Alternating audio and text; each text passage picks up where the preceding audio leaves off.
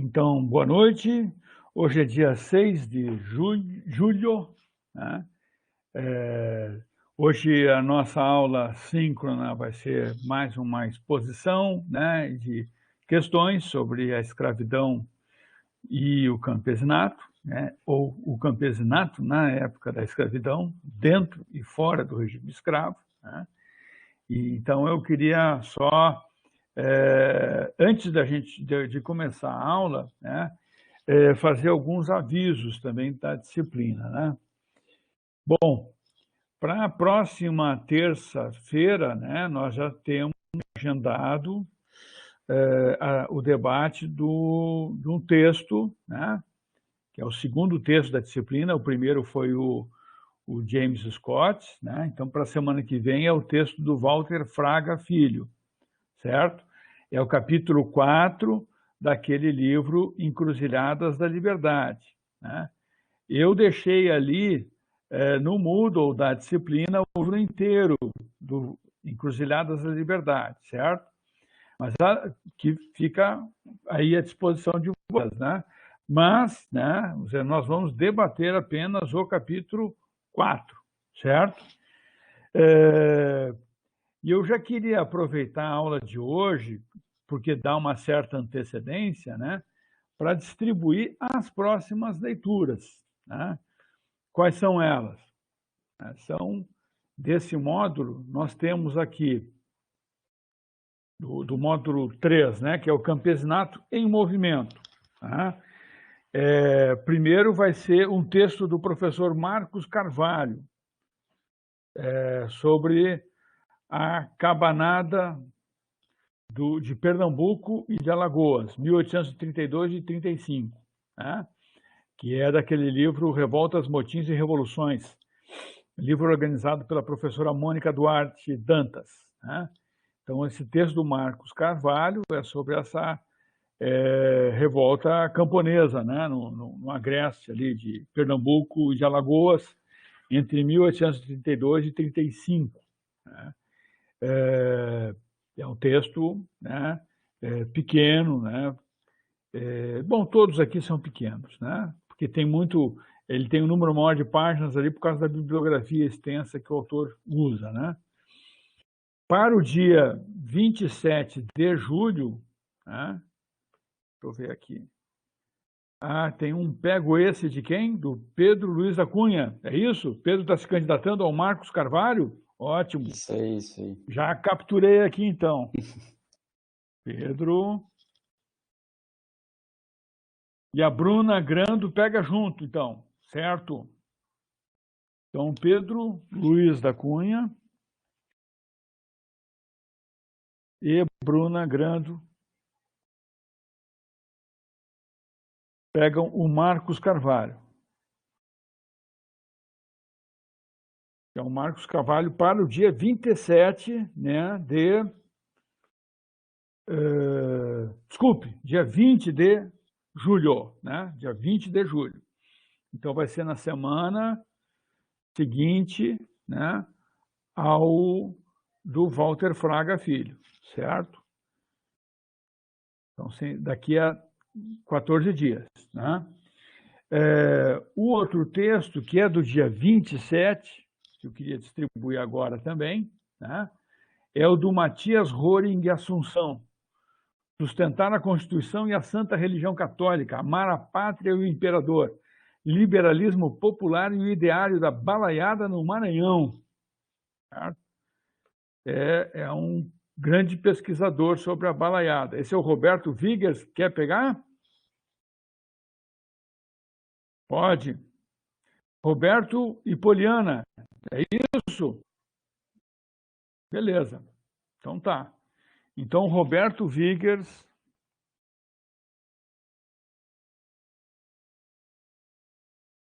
e Poliana, primo, ficam com o Matias Roring Assunção, a balaiada, né?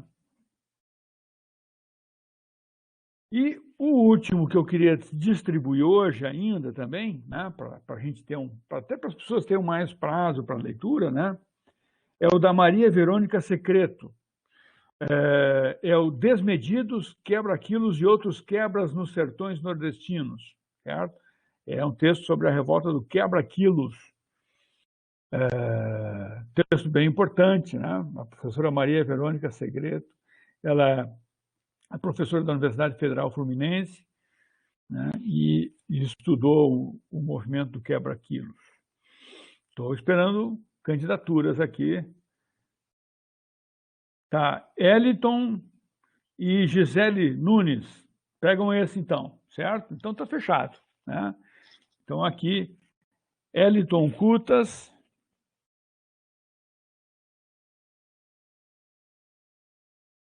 e Gisele Nunes pegam a Maria Verônica Secreto, que é o texto do Quebra-Quilos. Tá? Beleza. Né? Então, assim,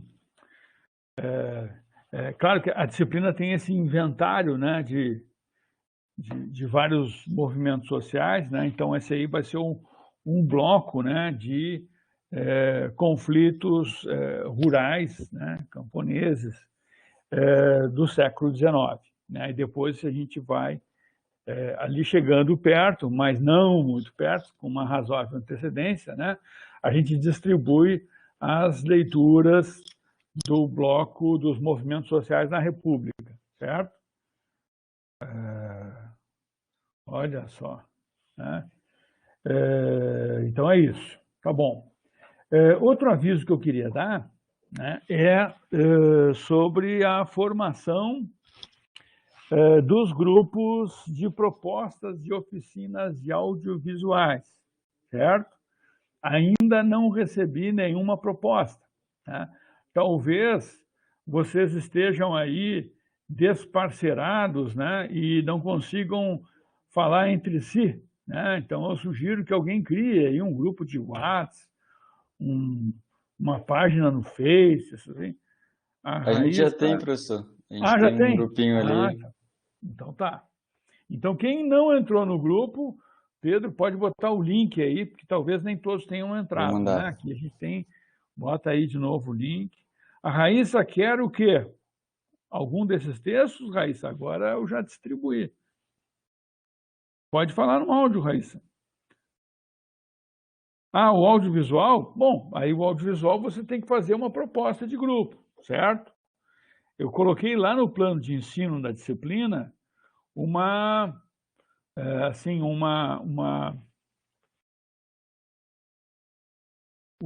um texto, bem lá no final do plano de ensino, tem um texto sobre como que deve ser esse audiovisual, tá? Vocês têm que formar grupos de 2 ou 3 integrantes, tá? Eu vou até copiar aqui, ó. Isso aqui é o que está no plano de ensino, certo? Eu coloquei aqui no chat, tá? Qual o objetivo do audiovisual, né? Ele é um produto, tá? Vocês têm que fazer um produto audiovisual, tá? Pode ser um vídeo, pode ser um mapa, pode ser slides, é algum produto que seja uma ferramenta que ajude ao ensino da história social do campesinato, certo? E nessa ferramenta vocês também têm que fazer um texto paralelo que é um memorial descritivo, tá? E ali eu explico como é que é esse memorial descritivo, né? Que seja, que é dizer por que foi feito o audiovisual daquele jeito, quais foram as escolhas tomadas, qual foi a pesquisa feita, né? É uma espécie de um relatório de pesquisa e relatório de montagem desse produto audiovisual, tá? Já que isso vai ser a principal peça de avaliação da disciplina, certo? Então, é importante que vocês formem logo esses grupos, né? Para não deixar o tempo passar, né? E o tempo é implacável, né? Ele passa, né? Mesmo que não pareça, né? Ele está rodando aí, né? Então, sem querer, né? Botar pilha e pânico, né, nas pessoas, né? Mas tudo bem. Ó, a Gisele está aí, pediu como entrar no grupo da disciplina, então o Pedro já colocou o chat aí, né? É porque a Gisele entrou depois, fez uma matrícula depois na disciplina, né? Acho que a Júlia também, a Júlia entrou, a Júlia Zaniboni, né? Entrou logo depois também, então é bom que eles se integrem aí e entrem nesse grupo, tá bom? Bom, deixa eu aqui, passando os avisos gerais, né? Pode falar, Ederson. Tem algum candidato para o mês de agosto? Olha, por enquanto, os textos de agosto, o primeiro já está distribuído, que é o da Maria Verônica Secreto. Os outros eu vou distribuir mais para frente, tá? Mas tudo bem, todo mundo vai ser envolvido, mais cedo ou mais tarde. Tem alguma preferência, Ederson?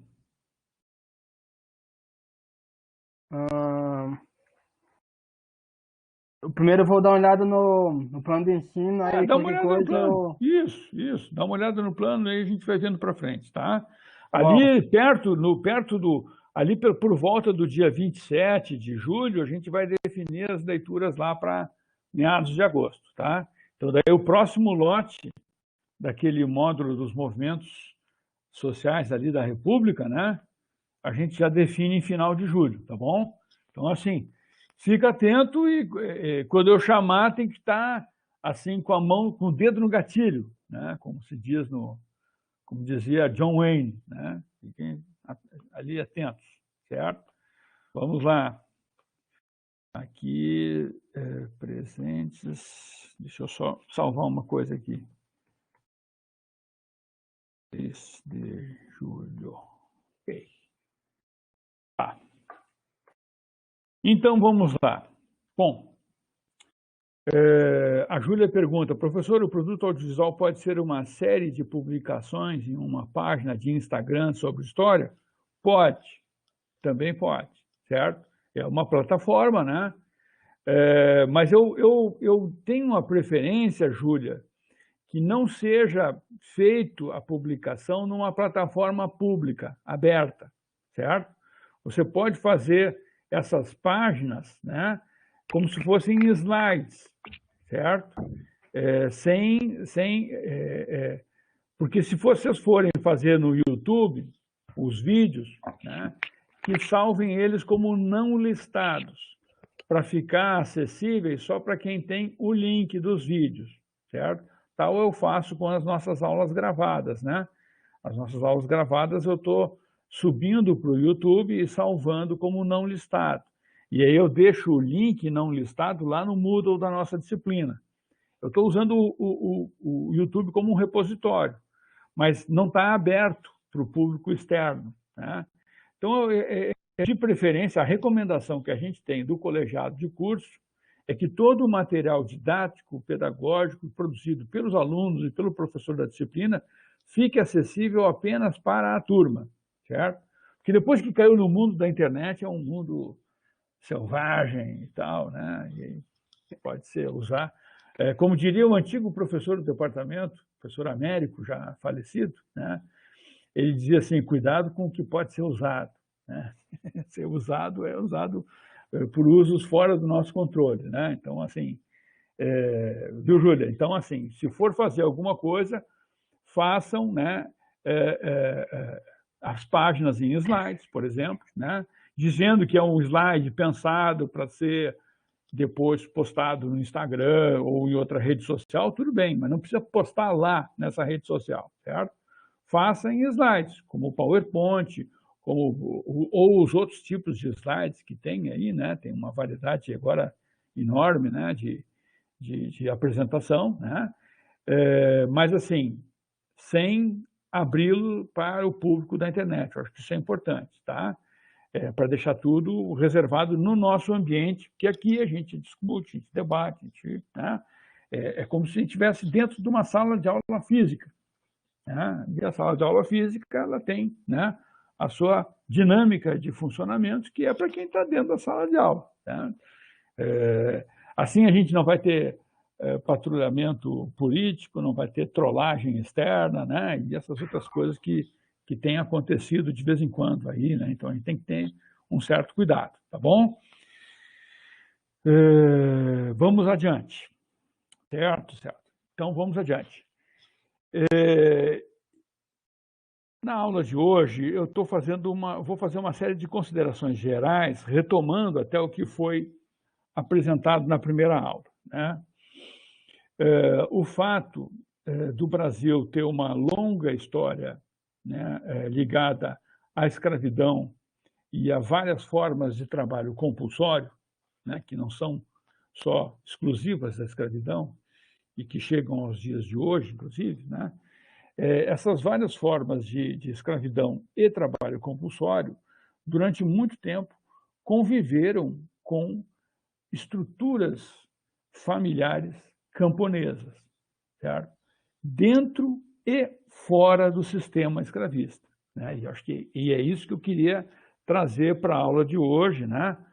Porque várias situações nos textos que nós vamos ler para frente, tanto nesse texto do Walter Fraga, como nos outros textos ligados ao sertão do Nordeste e outras regiões do Brasil, a gente vai encontrar muitas situações, né, onde vai haver a participação de homens livres e cativos indistintamente, né?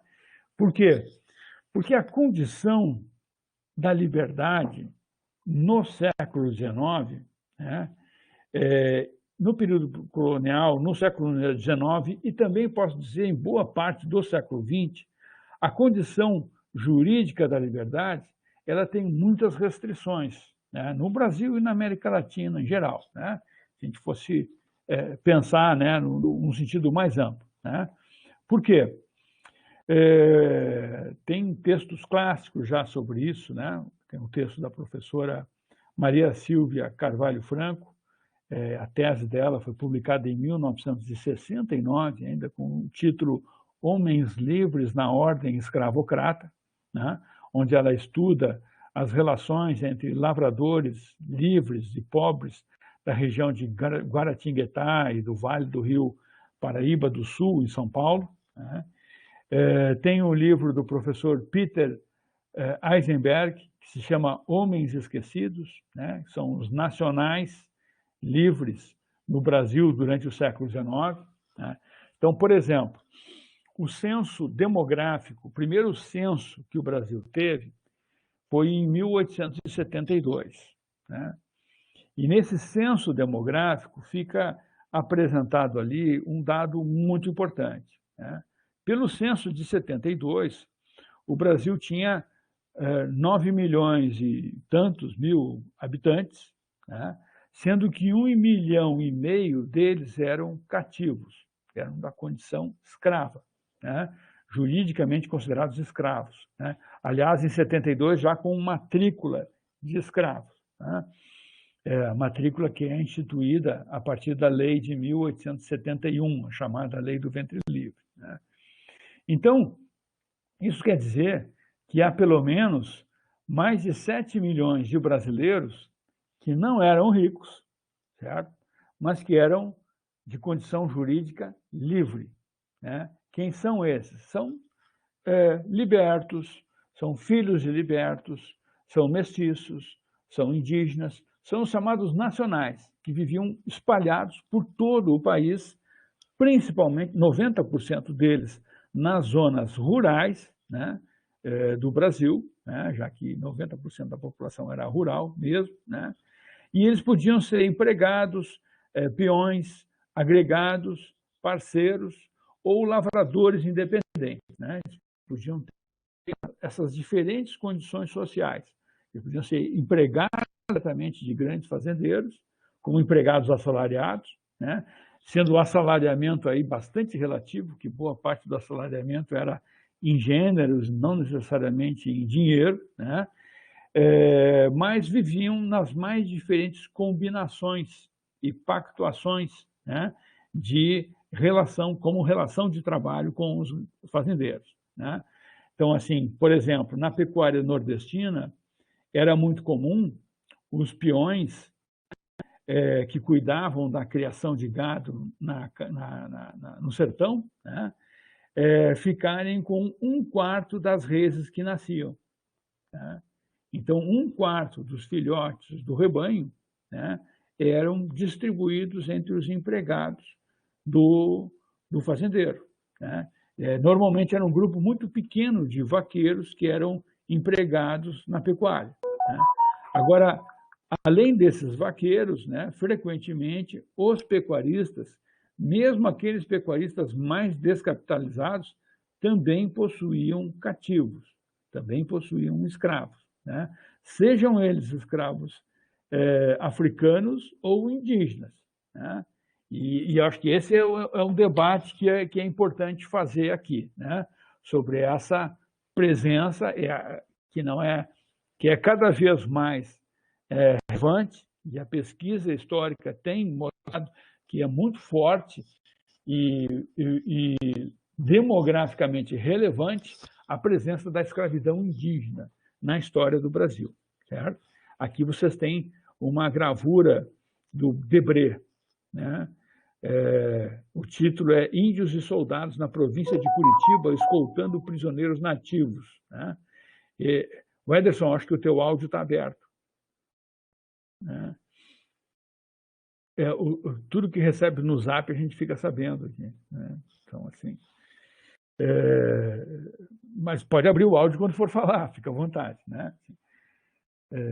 Bom, então, nessa gravura vocês podem ver que tem homens armados conduzindo mulheres e crianças indígenas. Né? É a típica situação de captura. Né? Frequentemente, a atividade bugreira no sul do Brasil, né, ela tinha como prática a captura de mulheres e crianças, né, para o trabalho doméstico, para o trabalho nas fazendas, para a distribuição entre os proprietários e também para a limpeza do terreno, limpeza entre aspas, né, do terreno para a abertura de novas fazendas e novos empreendimentos nessas regiões. Né? Então, a escravidão indígena ela tinha esse aspecto, vamos dizer assim, de gênero e geracional bastante pronunciado. Né? Geralmente eram as mulheres, quando adultas, eram mulheres. Né?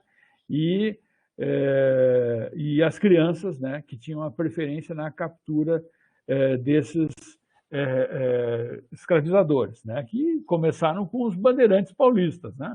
Os bandeirantes paulistas não eram nada mais ou nada menos do que bugreiros, né, do que capturadores de indígenas, né, e mesmo eles sendo frequentemente, né, também mestiços, né, ou de forte origem indígena. Né? Esses, vocês podem ver que os soldados que estão conduzindo as famílias de índias e crianças, eles não são exatamente brancos também, né? Então, assim, eles já são também de uma população nacional mestiça que tem como atividade o apresamento de indígenas, né? Como um negócio tão importante quanto o tráfico africano, né? Só que aqui é um tráfico interno, né? Considerando, né, a escravidão indígena, ela foi, durante o período colonial, e vocês já viram isso com o Tiago, né? Devem ter estudado isso também com a Beatriz, né? Durante o período colonial, em vários momentos, a escravidão indígena foi proibida no Brasil. Né? Mas isso não impediu que ela acontecesse. Também porque havia determinados momentos onde ela era legalmente autorizada. Né? Existia aquela possibilidade de escravização legal dos indígenas em caso de guerra justa, né? Previsto, então, pela legislação portuguesa, o que vai ser praticado em vários momentos no período colonial, inclusive depois da chegada da corte portuguesa no Rio de Janeiro. Né? Em 1808, né, uma das primeiras medidas do governo de Dom João, né, do príncipe regente Dom João, quando está no Rio, com o governo instalado no Rio de Janeiro, uma das primeiras medidas dele é a declaração de guerra justa aos botocudos. Né? Ele faz guerra justa aos botocudos do Vale do Rio Doce, em Minas Gerais, e depois aos botocudos de São Paulo. Né? Então, o nome botocudo, ele é bem complicado, até porque ele é um nome inventado pelos colonizadores, né? O professor Marco Morel tem um livro que se chama A Guerra dos Botocudos, né? E ele faz um longo estudo desse grupo em Minas Gerais, né? Os botocudos se autodenominam Krenak, né? Vocês já ouviram alguma palestra, alguma fala do Ailton Krenak? Pois então, o Ailton Krenak, ele vive no Vale do Rio Doce, né? Ele é remanescente dessa população que foi atacada, né, por guerra justa, né, chamados botocudos de Minas Gerais, né? Aliás, durante o período colonial, essa região, né, era uma região indígena que a coroa queria manter como território indígena. Não queria a ocupação de colonos dessa região, do Vale do Rio Doce. Por quê? Porque o ouro tinha poucos caminhos de Minas Gerais ao Rio de Janeiro e São Paulo. E também pelo Vale do Rio São Francisco para a Bahia, né? E tendo a coroa estrategicamente dominando alguns pontos de saída do ouro de Minas Gerais, né, ficava mais fácil para a tributação, para as chamadas casas de fundição recolherem o quinto, que era o imposto pela produção aurífera em Minas Gerais. Só que no século XIX tem um outro contexto, né? No século XIX o ouro já escasseou muito em Minas Gerais, há uma produção, mas ainda muito pequenininha, né? E a principal produção de Minas Gerais é a produção agrícola, né? Principalmente do abastecimento da corte e depois, mais tarde, a produção cafeeira na zona da Mata Mineira, né? Então, vai se abrir o Vale do Rio Doce como uma para essa elite proletária de Minas Gerais, que vai avançar sobre os territórios indígenas agora com a autorização da coroa. E a autorização da coroa era não só avançar sobre o território indígena, como para escravizar esses botocudos, né? Pedro Gabriel escreve aqui: eu sou da família do norte de Minas, descendente do Pedro, que beleza. A presença indígena era fortíssima na família até a geração da minha avó, né? Muito bem, né? Quer dizer, a boa parte, né, dos mineiros e de pessoas da região do interior da Bahia, né, sertão de Goiás, né, e dessas regiões do Sudeste e do Brasil Central, né, tem forte ascendência indígena, né? Isso é claramente identificado. Um antropólogo, na verdade, acho que ele é um biólogo, né, que trabalha na Universidade de São Paulo, o Walter Neves, ele divulgou um estudo que foi feito sobre o DNA dos homens brancos do Brasil, né? Mas não o DNA principal das células, mas sim o DNA mitocondrial. Você sabe que o DNA da mitocôndria, ele pega a linha materna, né? Ou seja, existe na humanidade um número muito reduzido de tipos de DNA mitocondrial que chega os biólogos chamam de 7 Evas, né? Claro, é uma liberdade de linguagem, né? Mas seriam 7 linhagens femininas que formariam a humanidade, né? E aqui as indígenas no Brasil têm uma linhagem própria do DNA mitocondrial, né? Então, eles vendo, o Neves divulgou o seguinte, que entre os homens brancos do Brasil, só os brancos que ele está considerando, né, 70% deles têm o DNA mitocondrial de indígenas e africanas, né? Ou seja, de ancestrais, mães e avós indígenas e africanas, né? Por quê? Porque boa parte da imigração portuguesa foi masculina, né? Claramente masculina, né? E só de muito mais tarde que a imigração europeia vai diversificar, né, a presença do gênero feminino, né, nas correntes migratórias, né? Mas pelo menos até o século XIX, a migração para cá era predominantemente masculina. Então os homens acabavam casando, vivendo, se amaziando, né, com mulheres indígenas e africanas, né? E assim, né, boa parte, né, da população mestiça, né, mesmo que se considere branca, né, tem origens, né, indígenas e africanas, né? Então, é claro que tem aqueles que são descendentes de imigrantes alemães ou italianos que sabem que os 4 avós vieram da Europa e tal, mas é uma situação rara essa, né? E mais visível no sul do Brasil, né? No Brasil como um todo, né, a presença das populações nacionais, né, da, da, da, da contribuição indígena e africana aparece nas mães e nas avós, principalmente, né? Então, isso é que a escravidão ela também foi um fator marcadamente de gênero, né? Bom, então aqui no caso dos indígenas, né, existem diferentes situações que eu pontuei nesse slide, certo? Existem aqui aqueles aldeamentos indígenas organizados por religiosos, principalmente ao longo do litoral brasileiro, né? São jesuítas, franciscanos, são ao longo do litoral e nos grandes vales dos rios, certo? No Vale do Rio São Francisco, no Vale do Rio Amazonas, né?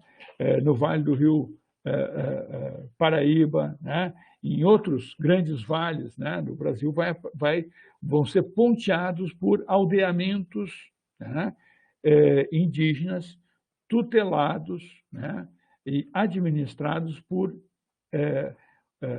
organizações religiosas, né? É o caso dos jesuítas, dos franciscanos, dos beneditinos e de outras ordens, né, religiosas que vão organizar esses aldeamentos, né? E eles vão viver como aldeamentos, há alguns aldeamentos, como, por exemplo, a Fazenda Santa Cruz, no Rio de Janeiro, né? A Fazenda Santa Cruz, no Rio de Janeiro, ela é uma fazenda doada aos jesuítas, né? Em toda a região oeste do Rio de Janeiro, pegava a região de Campo Grande. Quem conhece o Rio de Janeiro, o município do Rio de Janeiro, sabe que toda aquela região oeste do Rio de Santa Cruz, Campo Grande, é a região que hoje é dominada pela milícia, principalmente, né?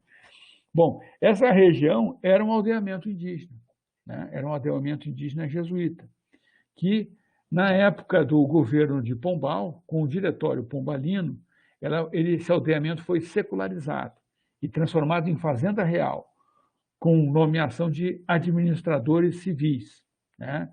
Depois da independência, foi transformado em fazenda nacional, onde o imperador indicava um administrador, né?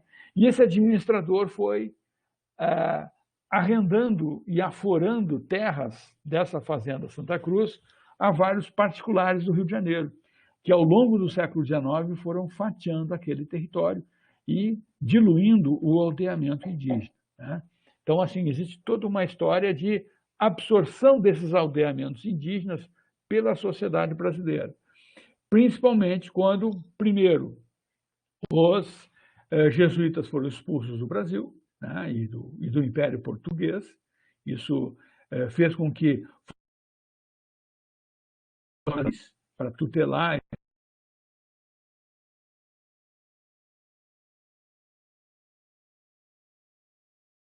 Travou aqui, professor. Não sei se só para mim. Travou geral, caiu.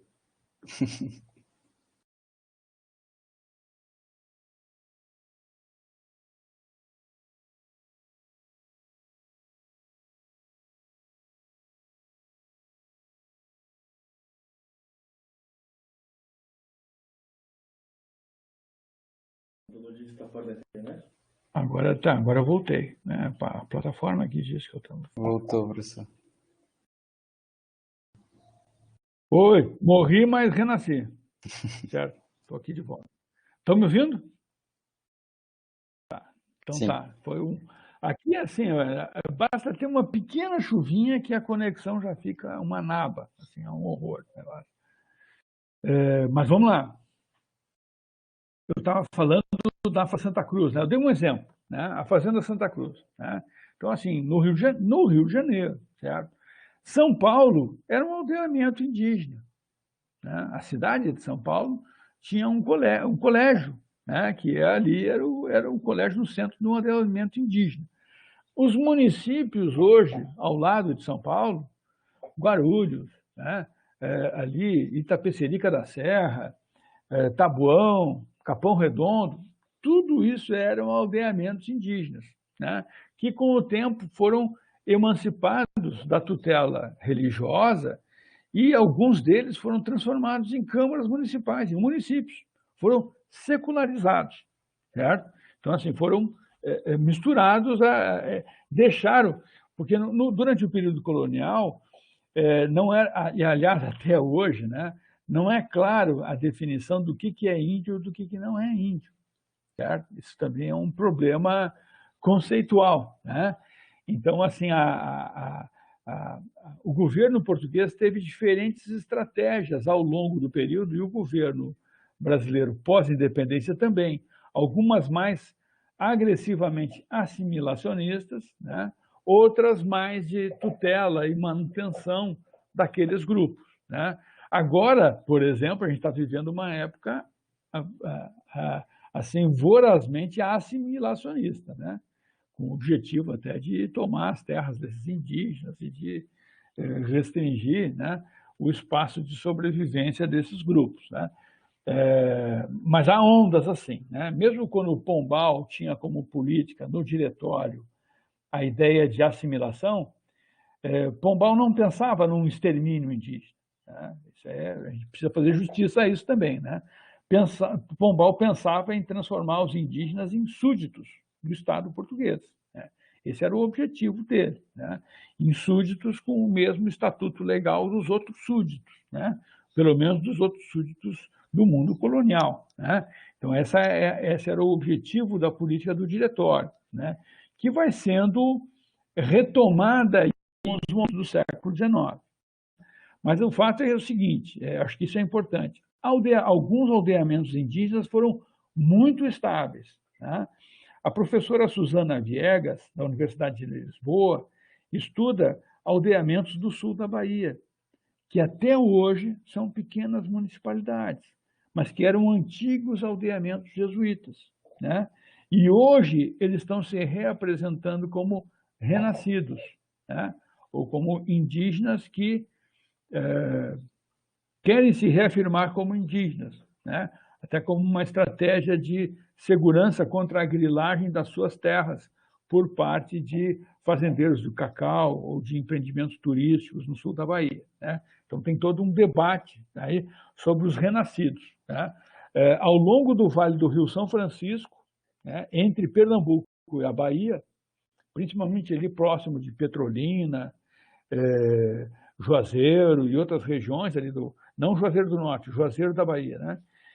Naquelas regiões tem os Pancararu e vários outros grupos indígenas que formaram aquilo que o James Scott chama de etnogênese, certo? Por quê? Porque eles não eram uma etnia original brasileira. Os Pancararu, por exemplo. Quem eram os Pancararu? Os Pancararu eram de uma série de aldeamentos próximos ao Rio São Francisco, de grupos indígenas tupi misturado com G, com o grupo linguístico G, que os portugueses embaralharam ali naqueles aldeamentos. Na verdade, foram os padres, né, que embaralharam naqueles aldeamentos e ensinaram para eles o português e ficou o português como língua dominante. Só que eles mantiveram alguns rituais religiosos, né, algumas danças e algumas manifestações artesanais, que são mistas também, e formaram essa identidade Pancararu, né, que é uma identidade, que é uma síntese nova, que foi formada pela colonização e que, no final dos anos 90, a própria FUNAI reconheceu como um grupo indígena, né?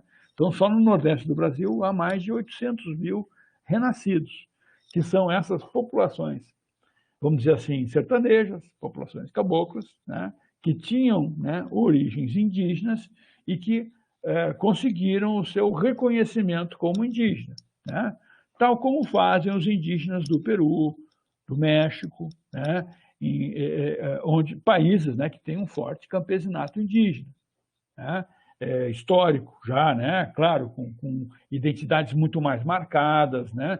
E com todo um peso demográfico muito mais significativo, né? Bom, então, assim, esses aldeamentos indígenas existiam em grande número e ao longo do período de colonização, principalmente depois do Diretório e ao longo do século XIX, eles foram sendo secularizados, ou seja, eles vão ser absorvidos pela administração civil, né? Há também aquelas situações de captura e venda de indígenas, né, ilegal, né, mas que era legalizada através do sistema de administração, né? Ou seja, em todas as comarcas são circunscrições judiciárias, né? Em todas as comarcas, o juiz titular da comarca, ele era também o juiz de órfãos e ausentes, certo? E como juiz de órfãos e ausentes, ele tinha a responsabilidade de fazer com que determinados incapazes, do ponto de vista jurídico, fossem tutelados por indivíduos com a maioridade civil, principalmente homens brancos e proprietários, certo? Então, o que acontecia? É como se fosse a tutela sobre menores de idade. É assim que o indígena era juridicamente tratado, né? Como alguém que é visto, do ponto de vista legal, como um incapaz, né? E essa incapacidade indígena, ela também tem um uso dúbio, né? Os indígenas também usavam essa incapacidade, às vezes, para promover atos de resistência que eram inimputáveis, né? Como, por exemplo, flechar um governador, atacar um forte, atacar pessoas, né? Claro que eles seriam reatacados, né?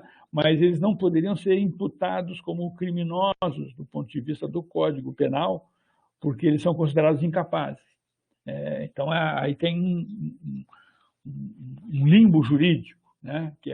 Mas esse limbo jurídico frequentemente foi usado, né, para que esses índios ficassem como administrados por proprietários, né? E essa situação ela é estudada por John Monteiro, né? O John Monteiro ele escreveu um livro clássico chamado Os Negros da Terra, que é sobre a escravidão indígena no período colonial, né? E ele fez um estudo intensivo em inventários de herança em São Paulo, nos séculos XVI e XVII. 16, 17 e 18, mas principalmente de 17 para 18, né? E nesses inventários, ele via assim, que as famílias mais ricas de São Paulo, que eram poucas, né? Porque normalmente São Paulo era uma província, era uma capitania muito pobre, né? Durante esse período, elas possuíam poucos escravos africanos, mas muitos índios administrados, né? Então, quando morria um proprietário, ele passava em herança para os seus filhos os escravos africanos, as terras, os bens e os índios administrados, né? Ou seja, mesmo que aqueles índios fossem juridicamente livres, né, na prática eles eram dados como herança, né, também para os herdeiros desses fazendeiros, né? Então, não adianta dizer que a legislação portuguesa proibia a escravidão, se na prática ela existia, né? Então, o historiador não pode ficar preso a uma visão legalista da história, né? Claro que o historiador precisa conhecer a legislação, né? Mas ele tem que entender que essa legislação ela só vigorava parcialmente, né, no mundo colonial, né? Até hoje, né, a gente tem leis no Brasil que vigoram meia boca, mais ou menos, né? Colam até certo ponto, né? E a lei é sempre isso, né? A lei, para vigorar, ela depende de condições sociais e políticas e de correlação de forças sociais para vigorar de uma determinada forma, né? Então, a escravidão indígena ela foi uma realidade em todo o Brasil, principalmente o Brasil rural, mas não só rural, durante o período colonial, no século XIX, também no Brasil urbano, principalmente para o trabalho doméstico, né? Então, a escravidão indígena ela é uma realidade, né? Há um ato, né, que chama o ato a lei da maioridade não é a lei da maioridade de Pedro II, não. É uma lei da maioridade bem de 1831, de 27 de outubro, que declara que todos aqueles índios capturados pela Guerra Justa, né, lá durante o período joanino e os períodos anteriores, seriam libertados a partir desse momento. Né? Só que essa mesma lei, que é a lei de 27 de outubro de 31, é uma lei da regência, ela diz o seguinte: eles não são mais escravos, mas passam a ser tutelados como índios administrados, conforme o Código das Ordenações Filipinas, né? Que é assim que eram tratados os gentios, né? O gentio da terra, né? Como alguém incapaz juridicamente. Então, assim, eles perdem aquela condição de ser legalmente escravo, mas passam a ser administrados. Então, não resolve a questão, né? Então, na verdade, essa lei de 27 de outubro de 31 apenas legaliza a condição de dependência e de trabalho forçado desses indígenas administrados. Né? Não podemos esquecer que também aqueles aldeamentos indígenas eram obrigados a determinadas formas de trabalho forçado, por determinadas estações do ano, épocas em que eles tinham que trabalhar em estradas, eles tinham que trabalhar para os padres ou trabalhar para o governo colonial. Né? Então, a prestação de serviços indígenas, que a gente tem muito, né, no mundo colonial espanhol, também existia no mundo colonial português. Né? Então, isso é parte, né, dessa prática que é considerada como uma das formas de catequese e civilização dos indígenas era discipliná-los ao trabalho. Né?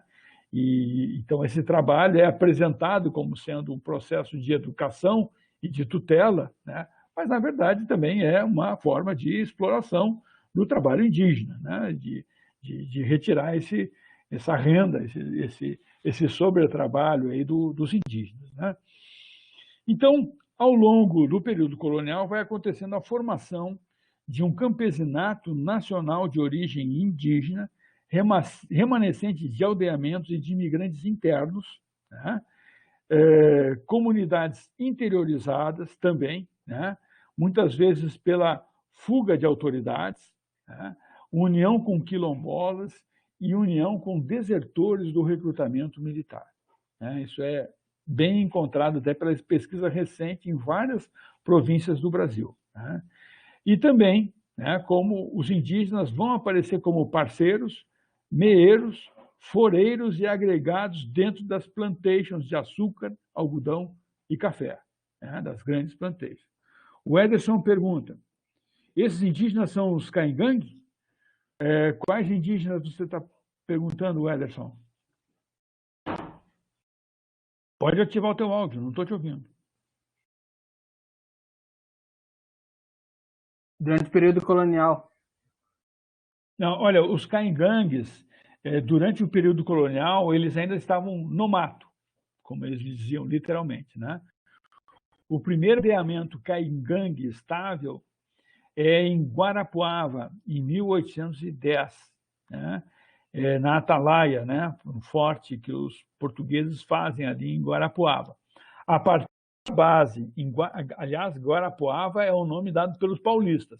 Os indígenas não usavam esse nome, porque os indígenas da região ali eram caingangues, né? Do grupo G. Eles chamavam de Bang Boré, davam outro nome para aquela região. Né? Guarapuava, na língua tupi, quer dizer lobo brabo. Né? Guará é lobo, Buava é brabo. Né? É a terra do lobo mau. Né? Então, assim, esses foram 11 expedições para tomar Guarapuava. Né? Porque desde 1780, 11 expedições foram feitas pelos portugueses tomar aquele núcleo, porque quem dominasse Guarapuava dominava uma rota de ligação da região das Missões e do sul do Brasil com São Paulo. Né? Era um ponto estratégico. Então, logo depois que eles constroem esse forte da Atalaia, em Guarapuava, eles atraem algumas lideranças indígenas de coroados, que era assim que eram chamados os caingangues. Certo? Os caingangues no sul do Brasil na documentação do século XIX, eles vão aparecer como coroados, certo? É um nome genérico dado para os caingangues, né? E eles vão acabar se aldeando, pelo menos alguns grupos aliados aos portugueses vão se aldear em Guarapuava, em Palmas e no norte do Rio Grande do Sul, na região de Guarita, né? Então se forma uma linha de aldeamentos de coroados que recebem, os chefes desses coroados vão receber patente da Guarda Nacional, patente de oficial da Guarda Nacional, capitão, major, assim, eles almejavam isso. O Vitorino Condá vai receber até um estipêndio anual da província de São Paulo, tá? Então a gente tem vários chefes que andavam por esse território, né? O caso do Condá, o Tigre Gacon, o cacique Doble do Rio Grande do Sul, né? O cacique Veri, né? São todos chefes coroados que vão ser atraídos pelos luso-brasileiros, né? Porque foi na época da independência também, né? E vão ser militarizados para dar combate aos botocudos do Sul e para dar combate aos guaranis também, porque os guaranis dessa região oeste do Paraná e de Santa Catarina são suspeitos de serem aliados dos espanhóis, né? Do Prata, né? Então, os caingangues eram antigos adversários dos guaranis. Então, os portugueses acabam entrando na região, se aliando a um grupo indígena contra outros, coisa que fizeram desde o início da colonização, né? E era uma forma dos luso-brasileiros operarem nesse território com um apoio local.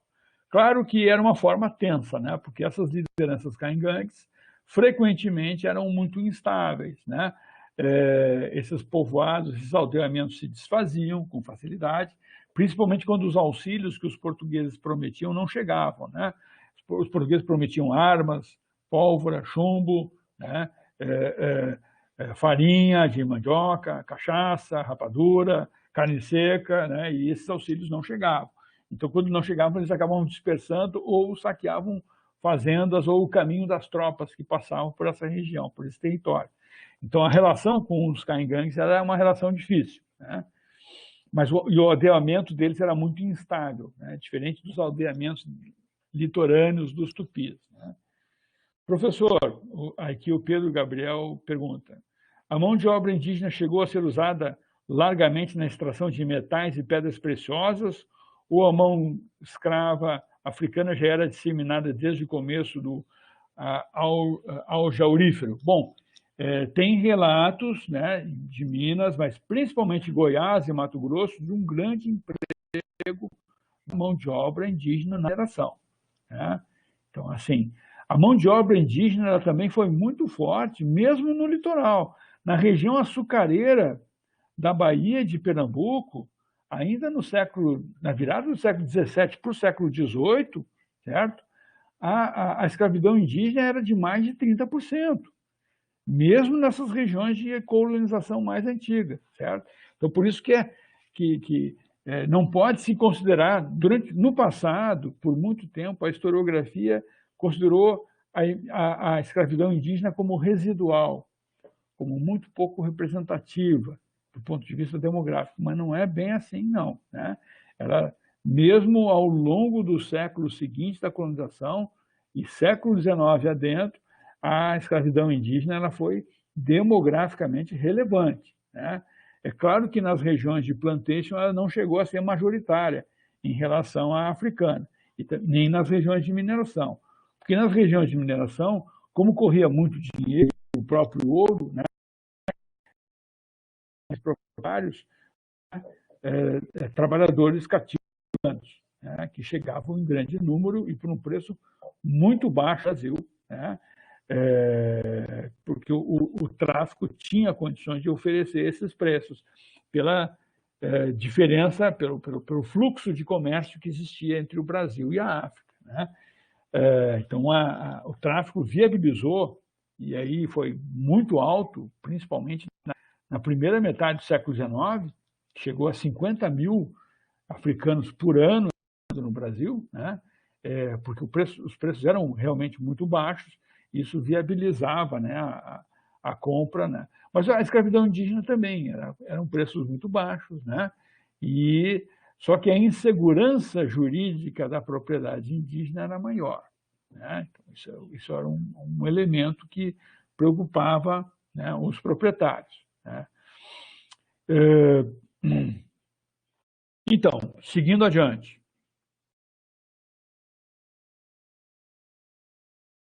Aqui a gente tem um antigo mito, né? Quando eu fiz a minha graduação, no século passado, né, se dizia que no Rio Grande do Sul a escravidão africana só acontecia nas charqueadas e nas regiões urbanas. Mas isso era um mito, né? Um mito que estava muito presente na tese do Fernando Henrique Cardoso, né, que se chama Capitalismo e Escravidão no Brasil Meridional, né? Foi publicado em 1965. Né? E ali naquele texto, o Fernando Henrique ele só estudou relatórios de presidente de província e muito pouco de documentação mesmo, né, de propriedade escrava, né? Só que hoje, né, os estudos mais recentes, do Farinati, em Alegrete, de outros estudos, né, em Uruguaiana, na região da Campanha, né, da região de criação de gado, mostra que pelo menos 30% a 40% da mão de obra dessas fazendas de criação era de escravos africanos, né? Então era muito forte a presença africana, mesmo nas regiões de pecuária, né, onde se considerava quase impossível a escravidão, né? Diziam que a escravidão era impossível nas regiões de pecuária porque o peão da pecuária é alguém que tem que andar montado a cavalo e armado, né? Então, no entanto, eles andavam montados, armados, mas eram escravos, né? Eram escravos e assim trabalhavam como peões de distância, né? Como escravos. Não só no Rio Grande do Sul, mas também no Paraná, em São Paulo, em Goiás, no Piauí, no Mato Grosso, em todas as regiões, e no Sertão do Nordeste, em todas as regiões de pecuária, era forte a presença africana também, né? Então, a pecuária ela só era uma atividade, vamos dizer assim, não tão rica quanto as plantations, né? Porque a pecuária ela acabava abastecendo mais o mercado interno, né? Portanto, ela tinha um circuito de acumulação de riquezas muito mais limitado, né, do que a plantation do açúcar ou depois, né?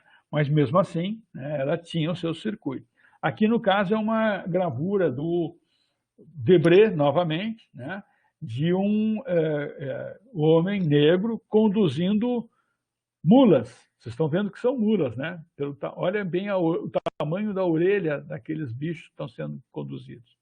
Aquilo não é cavalo, não. Aquilo ali é mula, né?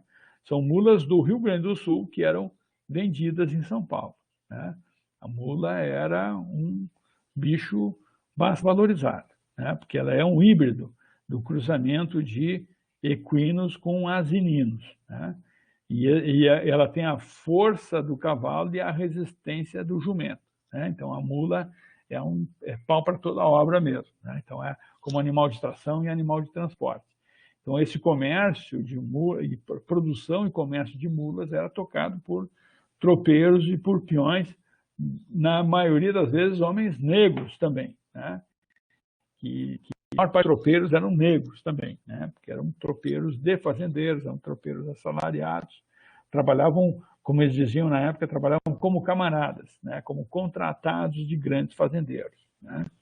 Então, essa aqui é uma gravura interessante, né? Porque mostra essa figura. O Debré andou muito pelo Planalto, né? Então, tem nas gravuras dele, com muita frequência, aparece a araucária, né?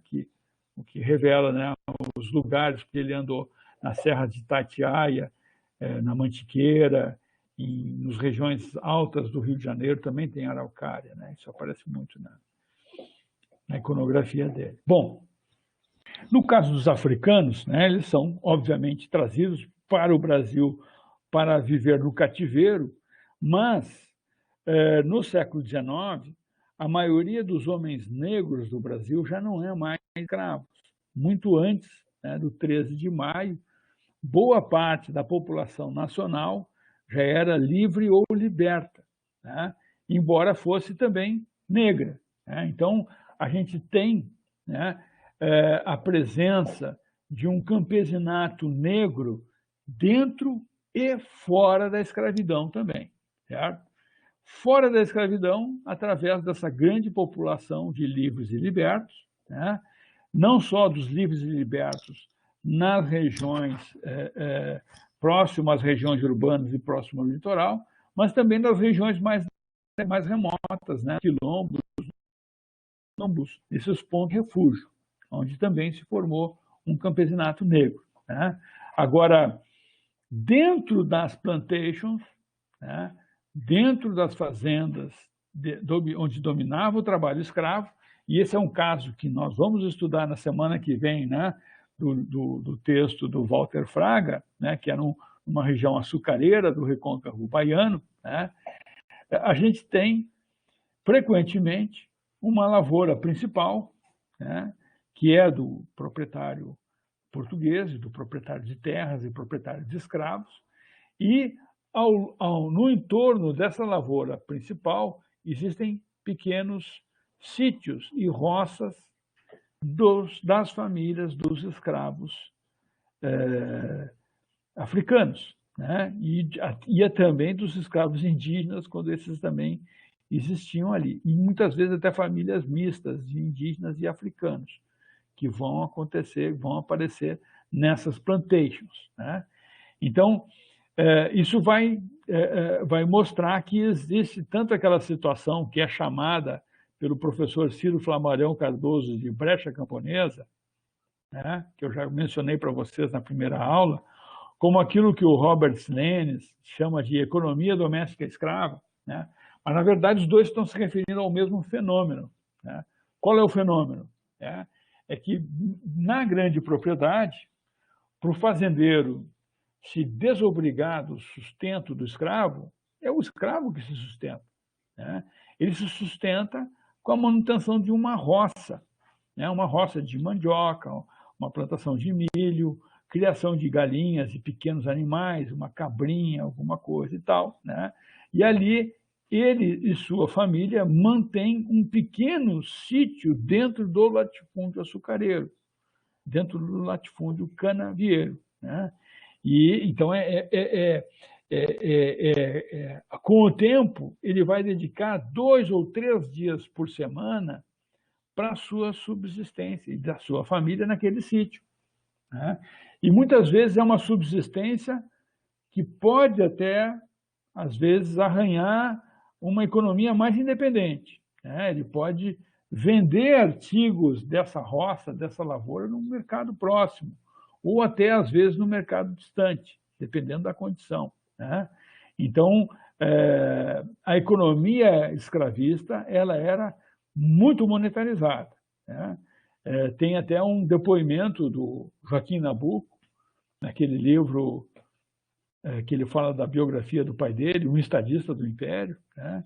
Onde o Joaquim Nabuco era um abolicionista, né? Mas ele chama atenção para isso, que a economia escrava na Zona da Mata, em Pernambuco, movimentava dinheiro. Os caixeiros viajantes preferiam visitar as fazendas que tinham muitos escravos, porque ali eles tinham condições de vender um número maior de tecidos, de ferramentas, de bugigangas em geral, que eles carregavam em carroças, né? Os caixeiros viajantes eram empregados de casas comerciais que andavam no interior com carroças, né? E eles preferiam entrar nas fazendas que tinham muitos escravos, porque frequentemente esses escravos tinham pecúlio, tinham poupanças, movimentavam dinheiro, né? Muitas vezes mais até do que pequenas cidades pobres sertanejas, né? Onde todo mundo era pobre, embora fossem livres, né? Eram paupérrimos, tinham poucos tostões no bolso para gastar com comerciantes, né? E, então, assim, é uma situação que mobilizava o comércio e tudo mais, né? Então, é um produto, é um sobretrabalho dessa... uma parte do sobretrabalho dos escravos estava na lavoura principal, mas uma outra parte do sobretrabalho deles, né, estava nessa lavoura de subsistência, que provinha muito mais do que o salário, entre aspas, deles, né?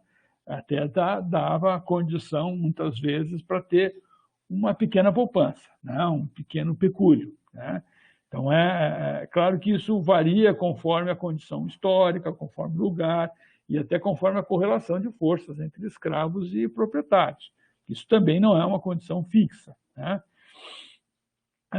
Agora, há também populações negras no interior do Brasil, né, que são tuteladas, né, que é uma espécie de um campesinato compulsório, formado através de colônias militares, né? Durante o Império, se formou uma rede de colônias militares, né, no Brasil, né?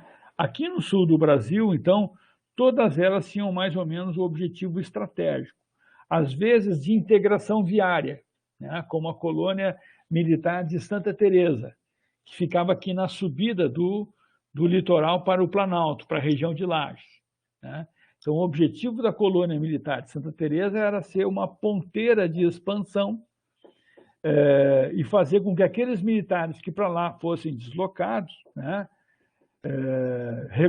fizessem obras públicas, regularizassem o caminho, né, fizessem calçadas para o trânsito de mulas, né, e combatessem os indígenas que dominavam essa serra do caminho entre Lages e Desterro, né? Esse era o objetivo da colônia militar, que foi criada em 1854.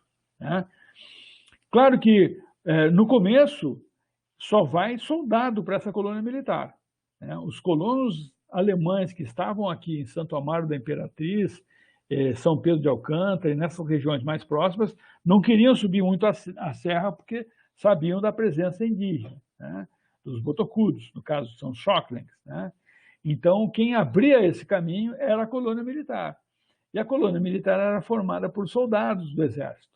Geralmente, alguns que eram dos batalhões de inválidos, né, que já tinham dado baixa dos batalhões da ativa, que tinham ou problemas físicos ou outros, ou já tinham passado de uma certa idade no serviço militar, né?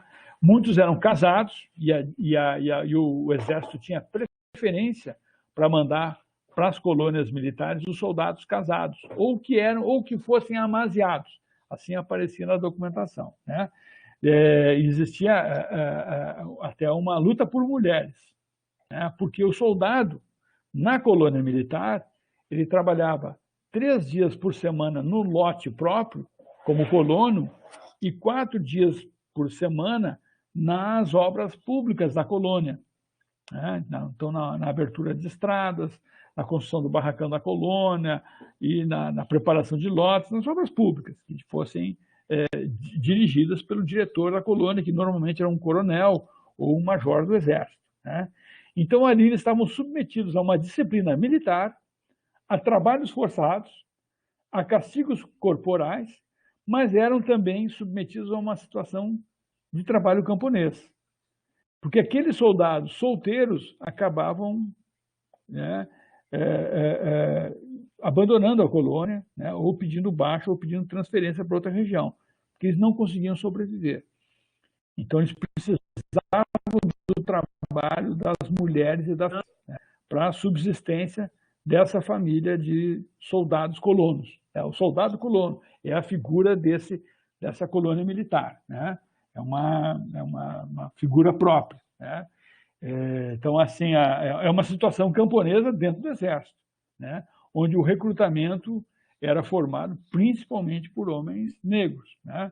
Então, é uma situação também de trabalho forçado, tutelado, só que, no caso, para a Força Armada, né?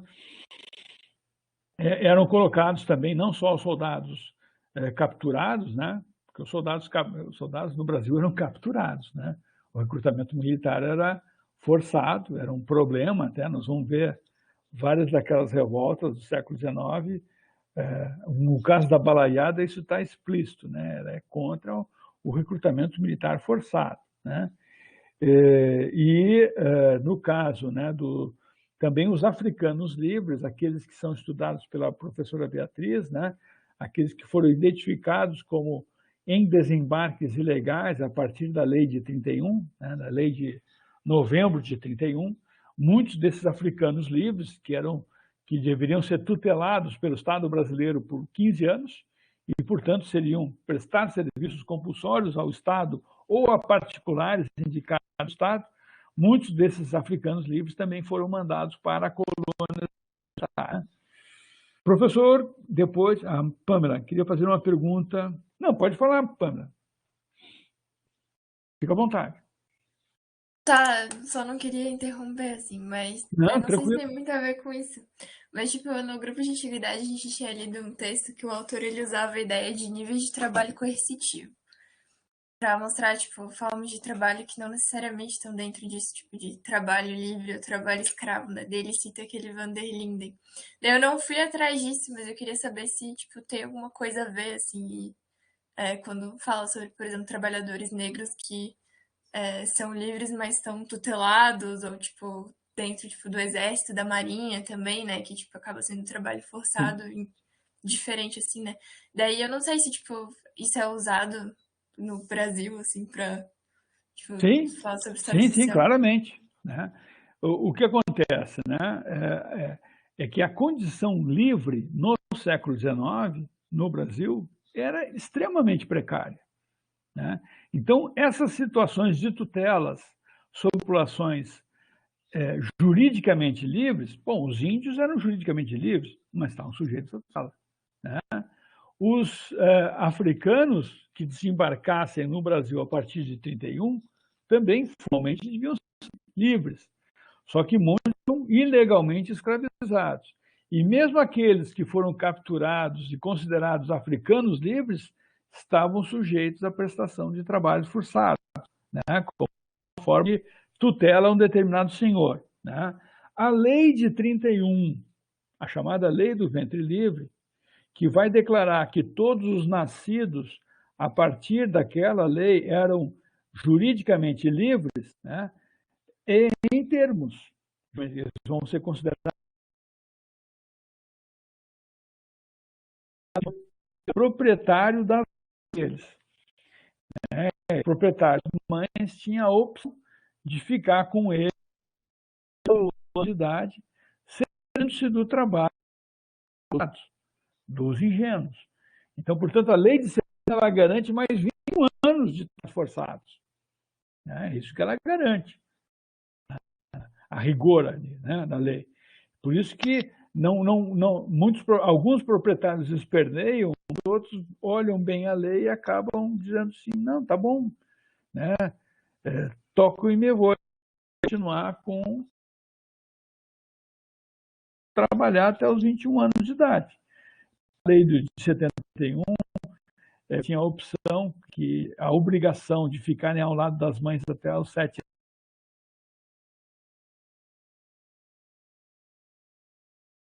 O professor tá travando bastante. Legal.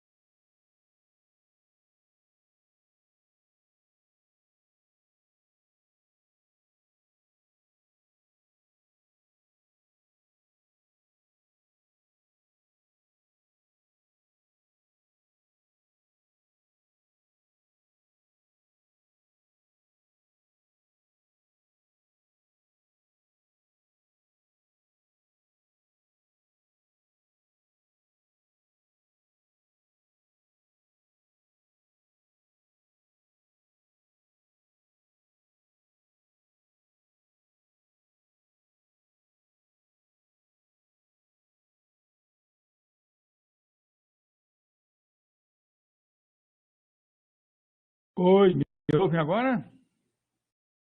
Sim. Certo. Vocês me ouviram até que parte da resposta ali, eu estava falando a pergunta da Pamela, né, sobre as formas de trabalho compulsório, né? O professor estava comentando sobre a lei de 71. Ah, E sim, aí, né? Então, acho que deu para ouvir até quando o professor falou que o pessoal falou, quando eles leram a lei direitinho e mandaram tocar a ficha. isso, exatamente. Então, por quê, né? Porque a lei de 71 acabava criando na figura do liberto, o ingênuo, né, mais uma pessoa a prestar serviços compulsórios por 21 anos. E 21 anos a partir da data de nascimento, né? Então ia ter gente nascendo em 72, 73, 74, com mais 21 anos pela frente, né? Então a lei de 71 ela dava uma longa extensão para essa situação de tutela, né? E a legislação civil no Brasil vigente, né, ela era muito prejudicial para as mulheres pobres. Esse é uma questão fundamental para a gente entender essas formas de trabalho forçado. Por quê? Porque o Código Civil vigente no Brasil até 1916 era do livro 1 das Ordenações Filipinas, um texto do início do século XVII. E ali as mulheres não têm um direito que se chama o pátrio poder, certo? O pátrio poder é o poder sobre os filhos. Quem tinha o pátrio poder era só o pai. As famílias da população brasileira, os filhos de mães, né? As famílias pobres, sejam elas de origem indígena, africana ou mestiça, e até muitas famílias pobres brancas, né, tinham as mulheres como chefes de família.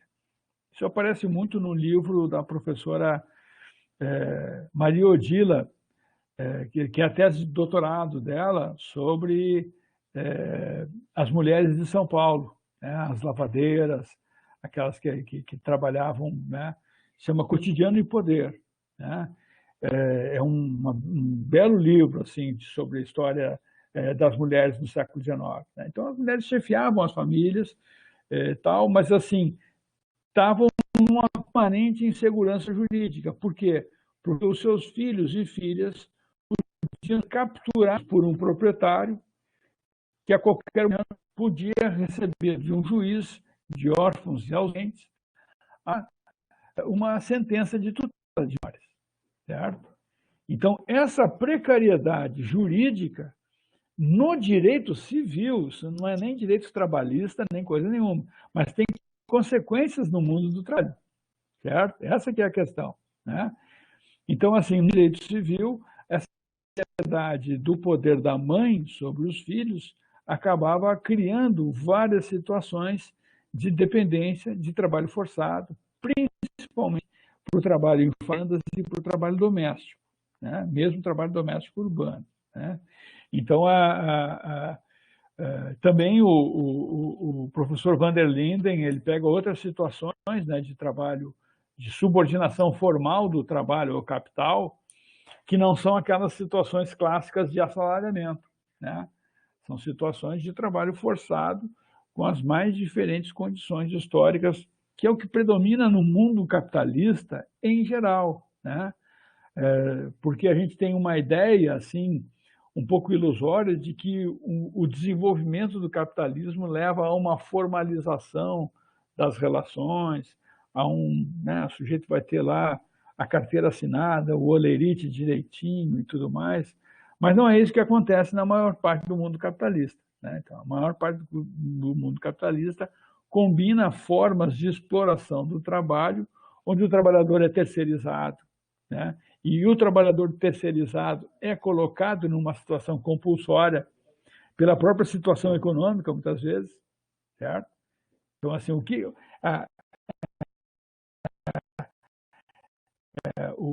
sobre esse errado entre o que é compulsório e o que não é compulsório.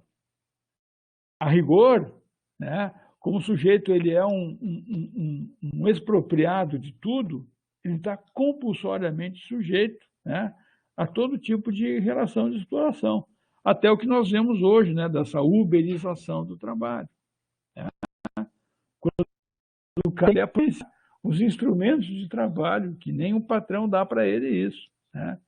Então, ele não tem nenhum direito, ele ainda tem que oferecer os meios de produção. Né?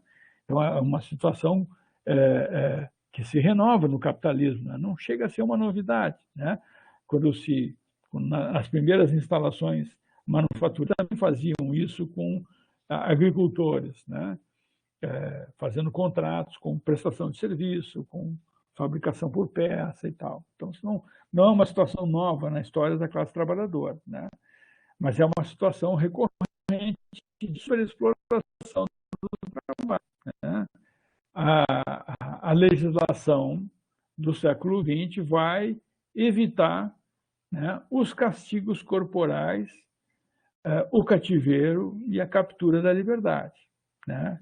Então, esses são elementos, né, que entram na discussão mais recentemente. Né? Então, quando tem uma ação, por exemplo, em alguma fazenda no Brasil, né, onde é detectado trabalho análogo à escravidão, o Ministério do Trabalho tem uma lista de quesitos para considerar isso. Né? E entre esses quesitos estão as condições insalubres de trabalho, a perda da liberdade por parte daqueles trabalhadores, a superexploração, o desrespeito à legislação trabalhista, né, que pode acontecer no meio rural ou no meio urbano. Né? Na cidade de São Paulo, imigrantes bolivianos, por exemplo, frequentemente são sujeitos a formas de trabalho análogas à escravidão. Né? Assim como acontece com imigrantes ilegais na Europa ou nos Estados Unidos. Né? O cara cá, mas ele é um imigrante ilegal. Né? Então, ele se submete a condições aviltantes de trabalho para que o patrão não o denuncie para a imigração, por exemplo. Né? Isso é muito frequente nos países ricos. Né? Então, não deixa de ser uma forma de submeter populações inteiras ao trabalho compulsório. Né? Então, o trabalho compulsório tem diferentes situações históricas, né, que configuram isso. E no caso do Brasil, sim. Né? A tutela sobre essa população e o recrutamento militar também vão ser formas de trabalho compulsório. Né? Porque marinheiros e soldados vão estar sujeitos a trabalhos forçados e castigos corporais, mesmo para dentro do século XX, né? Como a gente vê na revolta da Chibata. Né? Os marinheiros se rebelaram porque a chibata estava vigorando. Né? Então, assim, e no exército também vigoravam os castigos corporais. Né?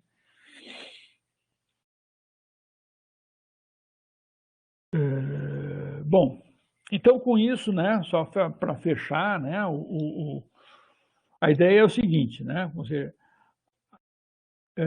na economia, mesmo na economia eminentemente escravista, houve conjunturas desfavoráveis à economia exportadora. Né? A diminuição das lavouras principais ela foi seguida de um aumento do aforamento de terras para lavradores livres e para roçados de cativos. Aforamento no sentido de aluguel, né? De aforar a terra. Né? Conjunturas favoráveis às lavouras de fumo e algodão também favoreceram pequenos e médios proprietários. Isso é estudado pelo professor Guilhermo Palacios, né, num livro que se chama Capitalismo e Escravidão. Ele estuda principalmente o caso de Pernambuco. Né?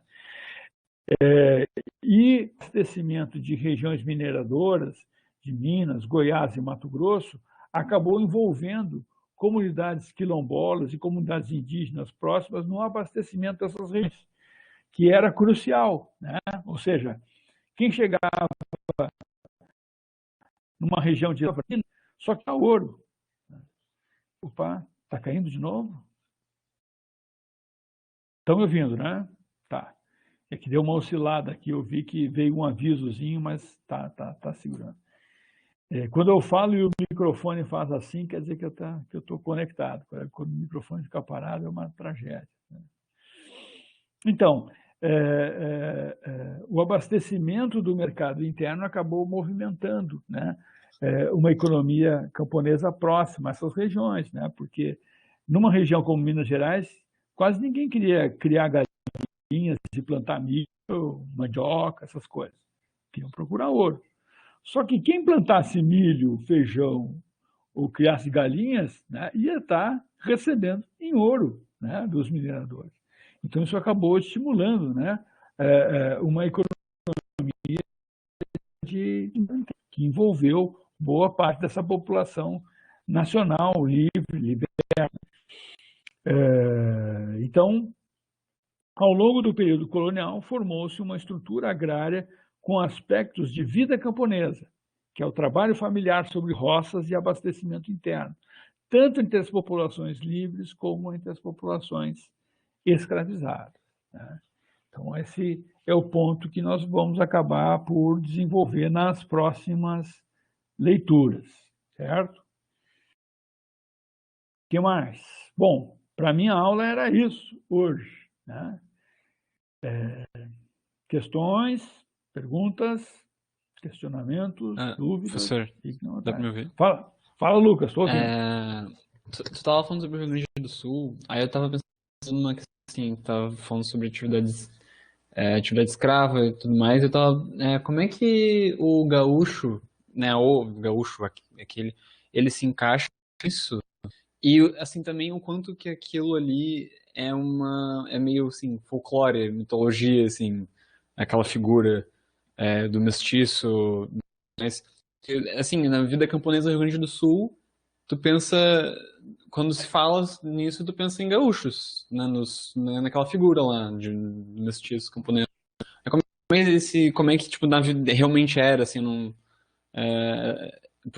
porque não é bem, porque ele não era bem, assim, ele não era um cara que tinha propriedade, também não era escravo, se eu puder explicar um pouco melhor isso.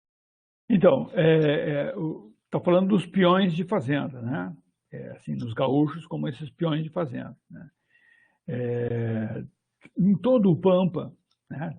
Tanto no Pampa brasileiro, luso-brasileiro, como na região platina, né? Existem esses trabalhadores peões que são volantes e existem os trabalhadores escravizados, certo? Tinha também escravidão na Argentina e no Uruguai, antes da independência, né? Ao longo das guerras de independência, eles alcançaram a liberdade, na Argentina e no Uruguai, né?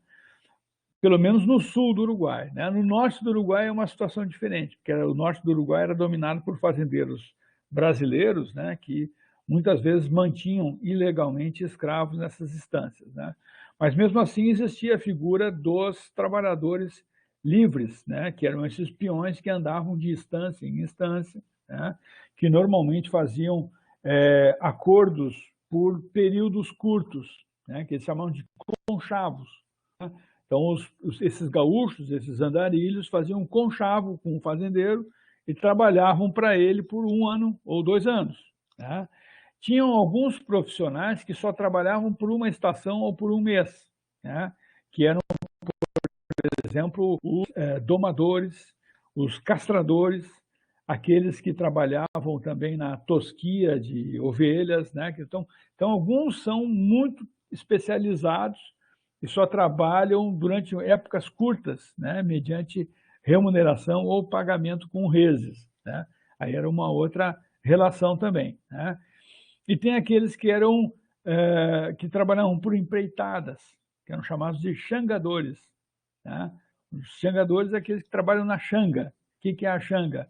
É uma empreitada. Olha, eu preciso fazer uma cerca, construir um poço, fazer um galpão. Então, chamava alguns peões que faziam aquilo como xanga, como uma empreitada, né? E aí pagava os caras iam, né? Eles andavam assim, de instância em instância, nos mais diferentes países vizinhos, né? Mas a gaúcho, gaúcho, era uma palavra muito pejorativa, né? Eles usavam para qualificar mais aqueles indivíduos da fronteira, que eram chegados ao banditismo, ao saque, né? ao contrabando de fronteira também, né, que frequentemente era uma atividade também exercida por esses indivíduos, né. Alguns até peões eram de origem africana, né? Outros eram indígenas, outros eram mestiços, né? Mas também há gaúchos de origem africana, né? Bom, o que mais?